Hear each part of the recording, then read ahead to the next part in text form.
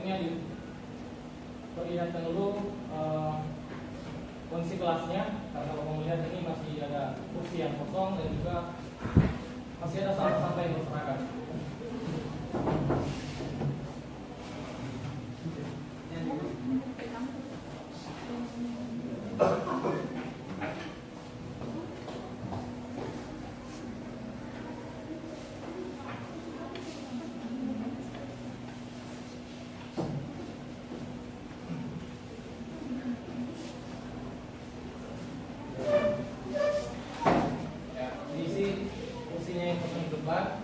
Dan sampahnya memperhatikan terlebih dahulu.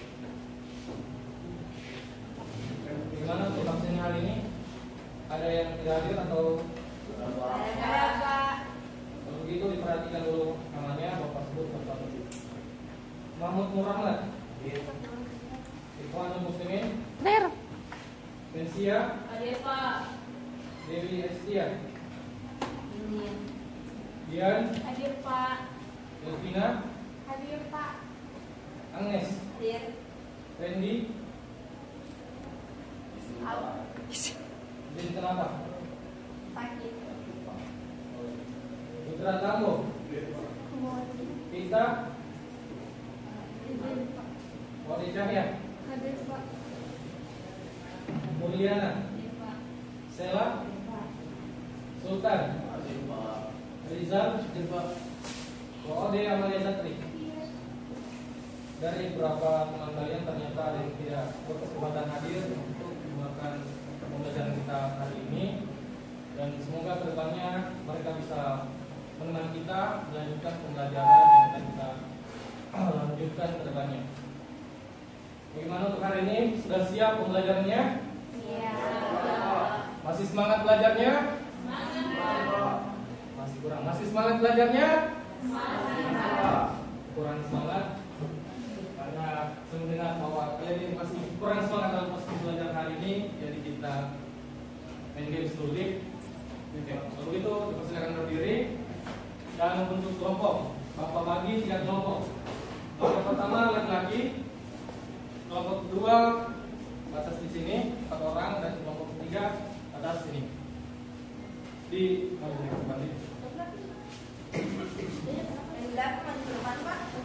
ya, maju. Ayo. Kuncinya bisa maju. Kompak ya. Buat kayak lingkaran satu kelompok. Ya. Kuncinya ini konsentrasi, fokus, dan kompak. Ya. Kelompok pertama Bapak kasih nama kelompoknya apel. Kelompok kedua anggur. Kelompok ketiga durian. Jika Bapak mengatakan apel, kelompok 1 tepuk tangannya 1 kali. Paham? Kelompok 2 begitu pun. Jika Bapak mengatakan anggur, tepuk tangannya 2 kali. Dan jika Bapak bilang kelompok ketiga kelompok durian, kelompoknya tepuk tangan 3 kali. Harus kompak, fokus. Oke? Nah, kita mulai. Apel. Fokus, konsentrasi, kompak. Ulang. Apel, anggur, durian. Apel, apel, anggur, durian, durian, anggur, apel. Oke, silakan duduk dan kembali ke tempat.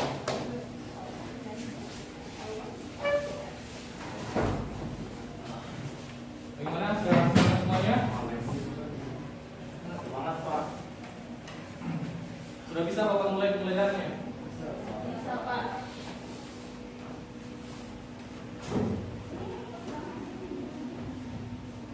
Baik, bismillahirrahmanirrahim. Assalamualaikum warahmatullahi wabarakatuh. Waalaikumsalam warahmatullahi wabarakatuh. Raditu billahi rabba wa bil islami dina wa bi Muhammadin nabiyya wa rasulullah. Amma ba'd. Bersyukur kita panjatkan kepada Allah Subhanahu wa taala yang telah melimpahkan rahmat dan karunia-Nya sehingga kita dapat berkumpul di kelas ini untuk melanjutkan aktivitas pembelajaran kita. Salawat serta salam tak lupa juga kita haturkan kepada Rasulullah Nabi Muhammad SAW yang telah mengantarkan kita dari zaman kegelapan menuju zaman yang terang benderang seperti yang kita saksikan ini. Baik anak semuanya, hari ini kita akan pelajari mengenai saling menasihati dalam Islam. Sebelumnya pembelajaran kita tentang apa? Ayo, ada yang masih ingat pembelajaran kita tentang apa? Apa? Ya, adab bermedia sosial. Dan hari ini masih ada sangkut pautnya dalam hal saling menasihati. Dan sebelum Bapak memulainya, ada beberapa hal yang Bapak sampaikan. Tujuan pembelajaran kita hari ini, yang pertama yaitu kita mengetahui tentang saling menasihati itu apa. Dan kedua, macam-macam dari saling menasihati. Ada 3 macam. Nanti sebentar Bapak akan perlihatkan. Dan juga tujuan dan fungsi dari macam-macam tersebut. Nah, untuk mengisikan waktu kita mulai saja. Nah, tentunya anak-anak semuanya akan saling bertanya, apa itu saling menasihati dalam Islam?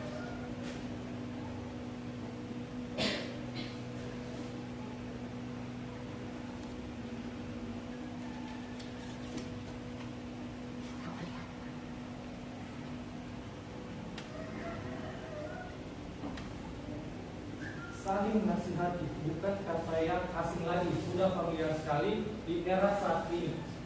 Saling menasihati anak semuanya secara bahasa yaitu tawassau bil haqqi wa bi as-sabr. Tawassau dari bentuk tafawul atau dari kata kerja wasaf, yang berarti menasihati, mewasiatkan dan juga berpesan secara bahasa. Secara istilah, saling menasihati itu bukan hal yang asing lagi. Apalagi sudah kalian dengarkan di era saat ini, yaitu amar ma'ruf nahi munkar. Apa itu?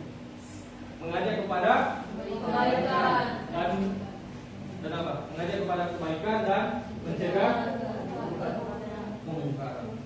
Ya, itu saling menasihati secara bahasa dan istilah. Nah, secara umumnya mungkin dari Adik Stella bisa baik dari yang saling menasihati secara umum adalah proses memberikan peringatan, saran atau dorongan satu sama lain agar melakukan hal yang baik dan menjauhi hal yang buruk. Ini dilakukan dengan tujuan membantu orang lain memperbaiki sikap, perilaku atau pandangannya dari kebaikan bersama.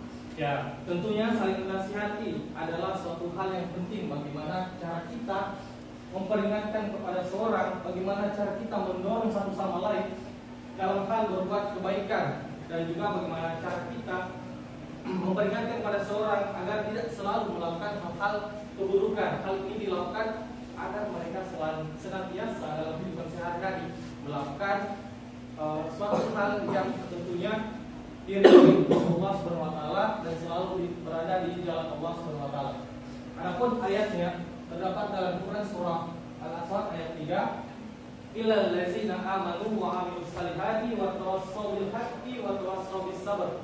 Allah mengatakan, kecuali orang-orang yang beriman dan beramal saleh serta saling menasihati untuk kebenaran dan kesabaran. Kita tentunya menasihati sesama kita, baik saudara, orang tua, adik, istri, anak, ataupun mungkin kerabat kita menasihati mereka dengan kebenaran. Tidak mungkin kita menasihati mereka dengan hal-hal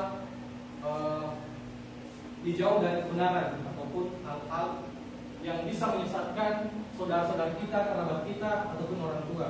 Dan tentunya dalam hal menyampaikan atau menasihati ini kita dibekalkan dengan kesabaran. Mengingat saat ini jika kita menasihati seseorang, tentunya mereka akan mengatakan urus saja diri sendiri. Tapi bagaimana kita mematangkan diri kita untuk menyampaikan hal tersebut dengan dibarengi dengan kesabaran dan juga keikhlasan. Ya. Kita lanjut. Nah, ini macam-macamnya. Kita masuk ke bidang pembelajaran kedua. Macam-macamnya ada 3. Ada khutbah, tabligh, dan juga dakwah. Yang pertama, khutbah. Khutbah ini secara umum.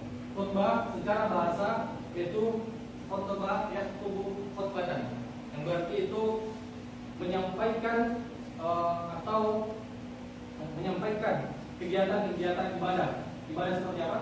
Seperti sholat Jumat, sholat Idul Fitri, sholat Idul Adha, istisqa, usuf, wukuf, ataupun nikah. Itu yang ada dalam khutbah, ya. Dan secara istilah bahwasanya khutbah ini adalah suatu proses penyampaian atau pidato ataupun ceramah seorang di hadapan sejumlah orang menyampaikan nasihat ataupun peringatan keagamaan kepada sejumlah orang tersebut. Yang laki-laki bukan hal yang asing lagi karena mereka sudah berapa kali mendapatkan khutbah di setiap Jumat. Atau ada yang tidak sholat Jumat? Sholat? Alhamdulillah luar biasa.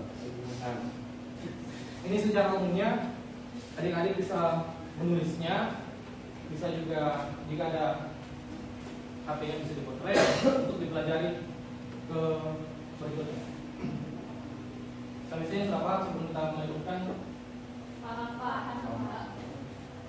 Adapun ayatnya terdapat dalam Quran surah Al-Jumu'ah ayat 9. Allah mengatakan, wahai orang-orang yang beriman, apabila seruan untuk melakukan atau melaksanakan salat pada hari Jumat itu telah dikumandangkan, segeralah mengingat Allah dan tinggalkanlah jual beli. Nah, ini merupakan hal perintah bagaimana ketika seruan ataupun azan telah berkumandang memperingati hari Jumat, kita meninggalkan semua aktivitas kita dalam hal ini. Apa yang kita lakukan di hari Jumat itu, kegiatan apa yang kita lakukan, kita meninggalkannya dan kita fokus untuk kembali mengingat Allah Subhanahu wa taala.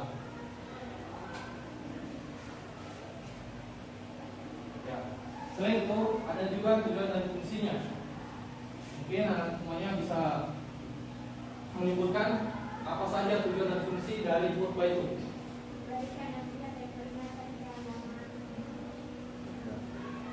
Peringatan. Lalu kedua apa? Mengingatkan.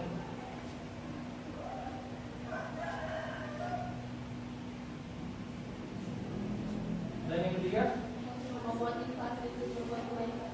ya, tentunya memotivasi dalam hal kebaikan.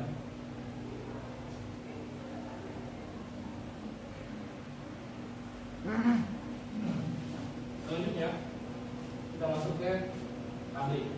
Ini secara mutakhir dan secara laksa kalau saya tablik itu dikatakan itu balaga yubali tabligan atau menyampaikan atau memberitahukan dengan lisan. Ya. Nah, secara istilah itu tablik ialah bagaimana proses kita menyampaikan satu sama lain dalam hal orang yang banyak, satu ataupun dalam orang yang banyak, bagaimana kita menyampaikan pesan-pesan Allah dengan secara lisan dan tentunya dengan secara keikhlasan diri kita sendiri menyampaikan pesan-pesan Allah tersebut. Mungkin anakku ada yang bisa bacakan secara umumnya dari Rizal. Secara umum adalah kegiatan menyampaikan pesan, ajaran atau informasi kepada orang lain, terutama yang berkaitan dengan nilai-nilai moral, etika atau agama agar diketahui, dipahami dan diamalkan. Ya, tentunya tadi tidak beda jauh juga dari khutbah tadi. Bagaimana cara kita menyampaikan pesan ataupun ajaran-ajaran yang Rasulullah SAW ajarkan ataupun yang Allah SWT perintahkan, baik itu pesan perihal sholat, perihal puasa ataupun perihal zakat, kita menyampaikan kepada orang lain secara lisan kita agar diketahui mereka. Tapi ini bukan hanya untuk mereka ketahui, dan juga bagaimana mereka bisa mengamalkannya dalam kehidupan sehari-hari. Bisa dipahami? Ya. Salah satu ayatnya ada terdapat di dalam Quran surah Al-Jumu'ah ayat Al-Maidah ayat 67.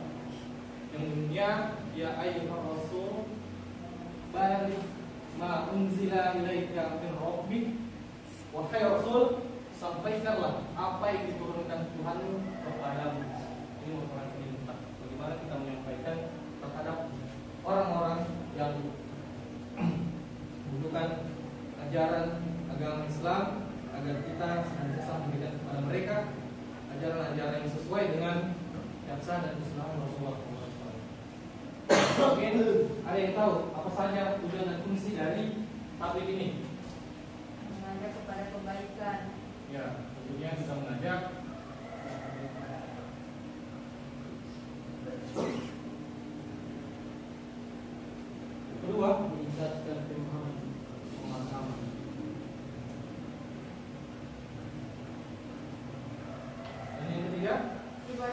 informasi tentang Islam.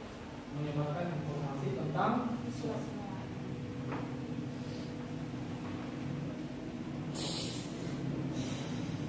itu merupakan tujuan dan fungsi. Tadi juga sudah ada di dalam khutbah itu tujuan dan fungsinya.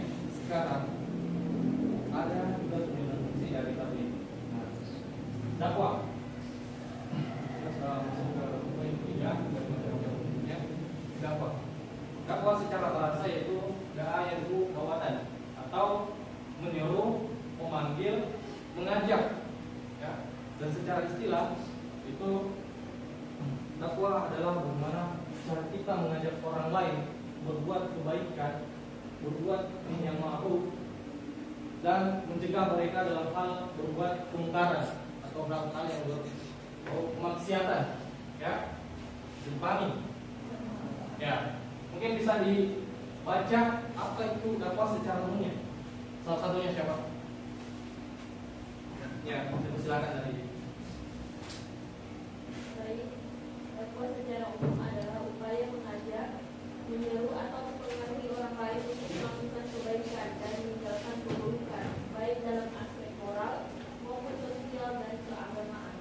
Ya, tentunya dakwah merupakan bagaimana cara kita mengajak orang-orang baik di kalangan kita, di sekitar kita maupun orang yang di luar kita, mengajak mereka dalam hal untuk melakukan kebaikan dan juga bagaimana mereka meninggalkan keburukan baik dalam aspek moral, sosial maupun keagamaan.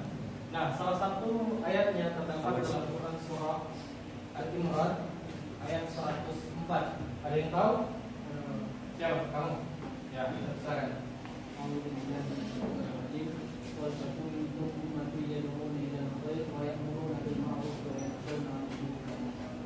Artinya, hendaklah ada di antara kami segolongan orang yang menyuruh kepada kebajikan, menyuruh berbuat yang bagus dan mencegah dari yang buruk.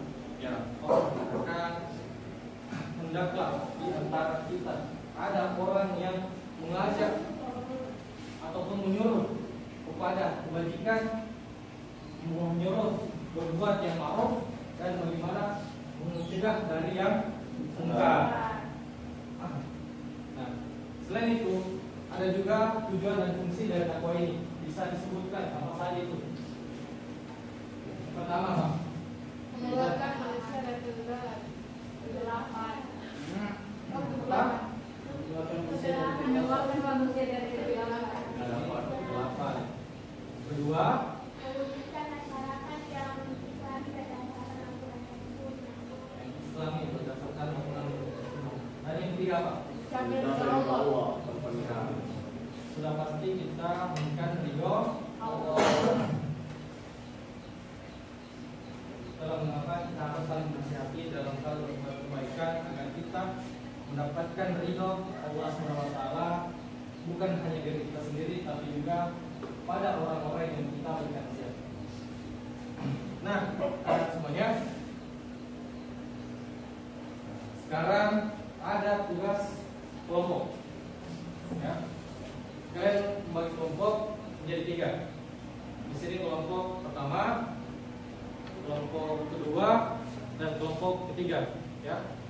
Silakan diskusikan mengenai hasil paparan materi tadi dari Bapak mengenai saling nasihat ini sudah jelas, mewakilkan.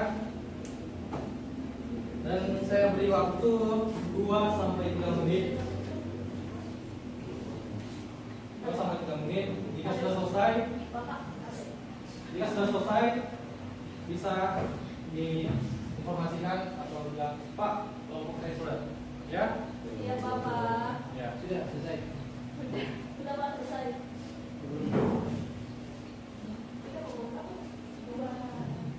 Ya, kelompok kedua dan kelompok pertama.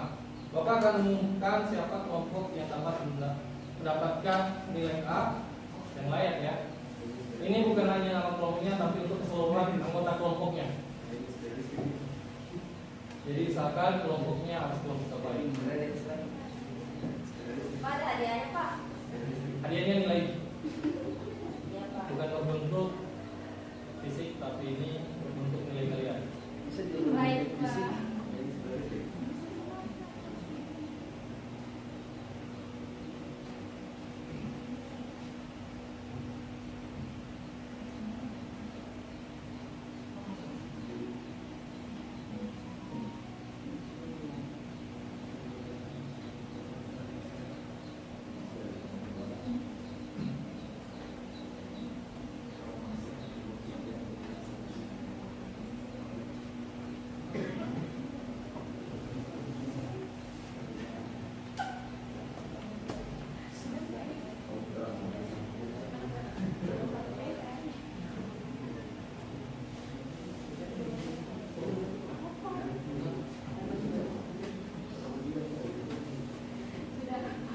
Sudah? Di kelompok 3 sudah? Kalau di kelompok 1 bagaimana? Kalau di kelompok 2 sudah? Kelompok 2 sudah. Ya, jika sudah kelompok 2 bisa maju ke depan. Yang pertama apa ini? Ya, Bisa Pak. di kelompok 3? Kelompok 2 dulu. Ayo, semuanya.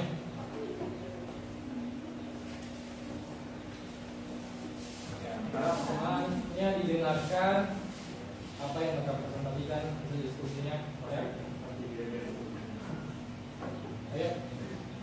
Baik, assalamualaikum warahmatullahi wabarakatuh. Waalaikumsalam. Perkenalkan kami dari kelompok 2 Bidadari Surga.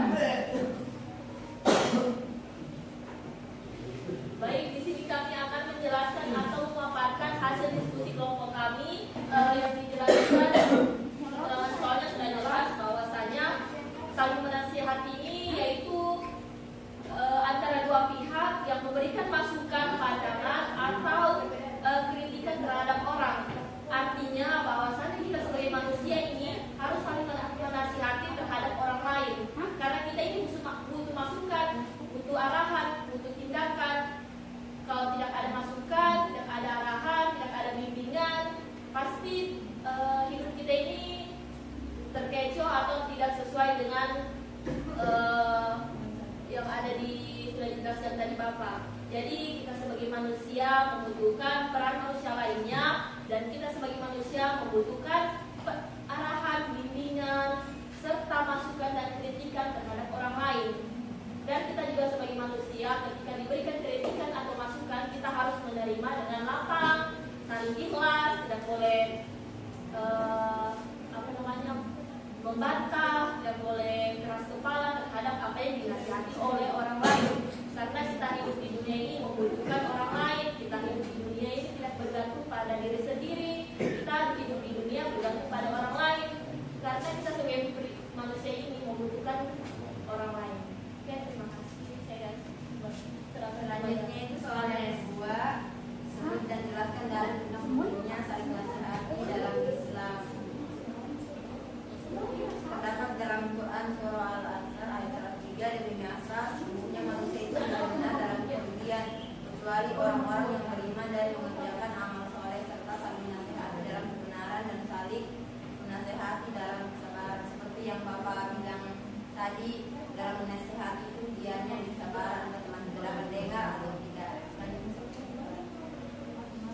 Oke, baik, yang ketiga itu apa pertanyaan dakwah tapi oke, menjelaskan prinsipnya. Pertama itu dakwah. Dakwah berasal dari kata doa yang berumur yang artinya mengajak atau menyebut dalam Islam. Dakwah adalah aktivitas mengajak orang lain kepada jalan Islam baik dalam tulisan maupun Islam. Sedangkan tablik menyampaikan ajaran Islam yang telah diterima tanpa ditambah atau dikurangi. Maksudnya itu fokus pada penyampaian pesan. Yang terakhir itu khutbah, ceramah atau pidato yang disampaikan dalam rangkaian ibadah tertentu seperti sholat Jumat atau sholat Id. Memiliki syarat dan bentuk tertentu serta bersifat formal. Mungkin itu saja yang baik mau kami sampaikan.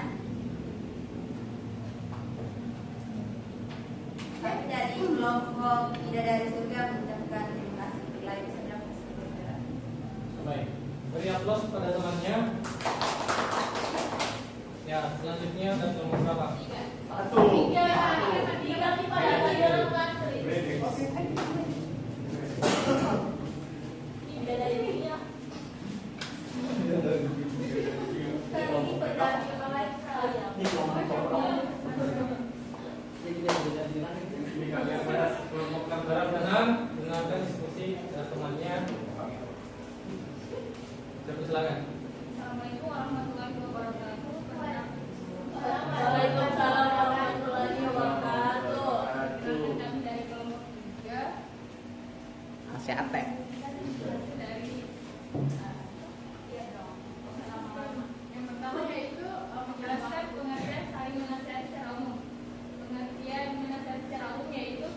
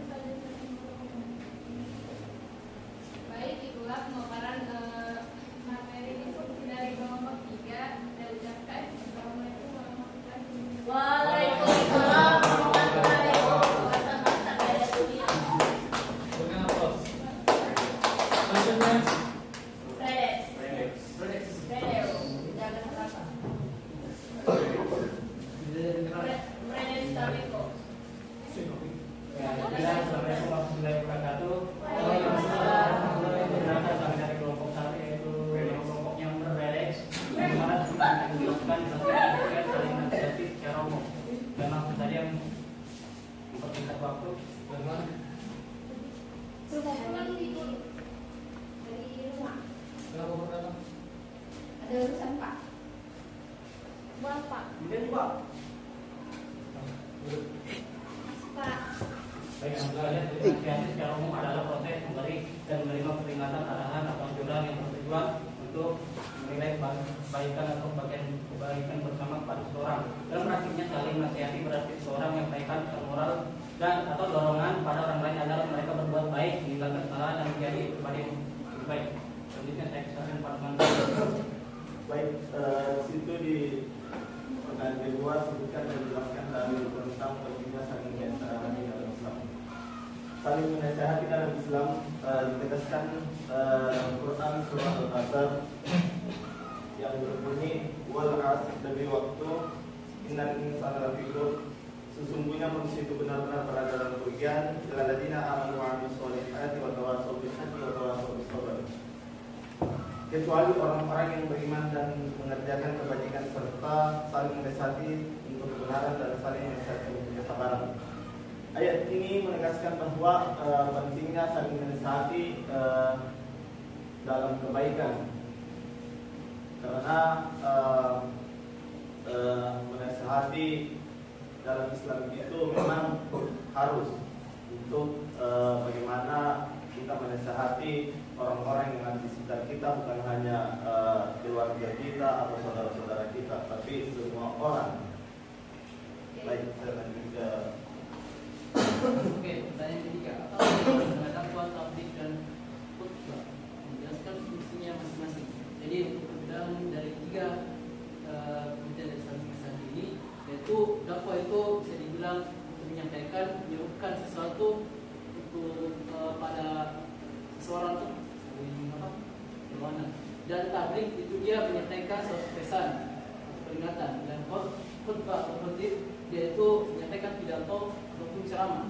Untuk penjelasan spesifiknya itu, dakwah itu bisa dibilang informasinya lebih luas. Kita bisa menjelaskan apa yang bisa kita ini di dalam kelas, bisa di luar, di jalan atau di mana. Pokoknya dakwah itu lebih luas. Kalau untuk tabligh dia lebih spesifik, lebih kecil, lebih sempit. Dia itu seperti kegiatan-kegiatan semacam pengajian, kajian, kayak di Ustaz Abu Soma, Ustaz Salim Salama. Nah itu dia tabligh. Dan khutbah dia itu waktunya tertentu, seperti di dalam masjid khutbah Jumat, mungkin juga di luar kayak khutbah hari raya, Jumat dan Idul Fitri. Nah, terus dan fungsinya masing-masing. Untuk dakwah fungsinya adalah seperti tadi mungkin dijelaskan dari Pak Guru, yaitu mencapai ridha Allah Subhanahu wa taala dan mengingatkan pada teman-teman, mengingatkan pada seseorang, orang terdekat ataupun mungkin orang terjauh, sebagaimana dijelaskan dalam surah Al-Imran ayat 104, wa takum minkum ummatun yad'una ilal khair wa ya'muruna bil ma'ruf wa yanhauna 'anil munkar. Dan kalian sampaikan kepada mereka dengan sesuatu yang baik, menyampaikan suatu kebaikan dan mencegah dari keburukan. Dan fungsi dari tabligh yaitu kita menyampaikan pesan, mengingatkan sesama manusia, sebagaimana dijelaskan di dalam surah Al-Maidah ayat 67, ya ayyuhar rasul balligh ma unzila ilaika min rabbik, yaitu wahai Rasulullah, sampaikanlah kepadamu yang disampaikan Tuhan kepadamu. Dan yang terakhir adalah khutib atau khutbah, yaitu kita harus tadi mengingatkan untuk salat Jumat dan meninggalkan satu hal-hal yang tidak jelas, seperti dalam surah Al-Jumu'ah ayat 9, yaitu ya ayyuhalladzina amanu idza nudiya lis-sholati min yaumil jumu'ah fas'au ila dzikrillahir baik. Oke. Jadi kami tutup, saja bisa kami sampaikan. Assalamualaikum warahmatullahi wabarakatuh. Itu hasil presentasi dari teman-teman kalian dari kelompok 1, 2, dan 3. Untuk pemenangnya kita dari kelompok 1 mendapatkan A sempurna dan kelompok 2 mendapatkan A.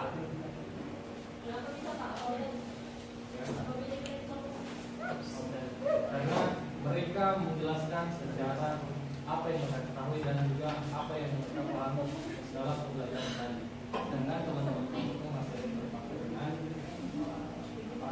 Ya. Dan kelompok 3 tidak boleh jauh dari penilaian di kelompok 2. Makasih Pak. Saya terima kasih Pak. Terima kasih. Sebelum Bapak menutup, ada sedikit kesimpulan dari Bapak mengenai pembelajaran kita hari ini, bahwa saling menasihati itu hal yang utama, khususnya kita di kalangan umat Islam. Kita menasihati mereka dalam hal berbuat kebaikan. Meskipun ada menasihati dalam hal keburukan, tapi kita tentunya bergerak dalam hal amar ma'ruf nahi munkar. Dan pesan dari Bapak setelah pembelajaran hari ini, pulang dari sini kalian buka kembali pembelajaran hari ini, tingkatkan ibadahnya, kurangi ibadahnya, dan juga mengingatnya. Ya, belajarnya terutama. Sebentar lagi kalian akan menginjak kelas yang akan menentukan ke depannya kalian akan melanjutkan pendidikan kalian atau bagaimana. Oke? Pak, Bisa? bagaimana caranya kita menasihati Menasihati kepada orang tua. Baik. Kita menasihati kepada orang tua tentunya murid-muridnya dan semua orang. Saya pernah dengar pertanyaan dari Rizal, bagaimana kita menasihati orang tua dalam hal seperti apa? Kita menasihati dalam hal seperti apa? mungkin kayak Sholat. Ya. Kita menasihati dengan moral, bagaimana kita memberikan kepada mereka, mengatakan dengan kebenaran, dengan ikhlasan, kejujuran, dan kesabaran juga. Kita mengatakan, Bu atau Ayah, mari kita sholat. Ini merupakan hal yang contoh yang bisa tetangga kita menilai masa anaknya sholat, orang tua yang tidak. Kita harus mengatakan ikhlasan dan diri kita dengan kesabaran bagaimana kita menghadapi orang tua. Ada lagi? Tidak ada? Dan bisa Bapak tutup ya. Kalau begitu mari kita ucapkan hamdalah untuk pertemuan kali ini. Alhamdulillah. Bila bisa lihat pas tabir karat, semua selamat.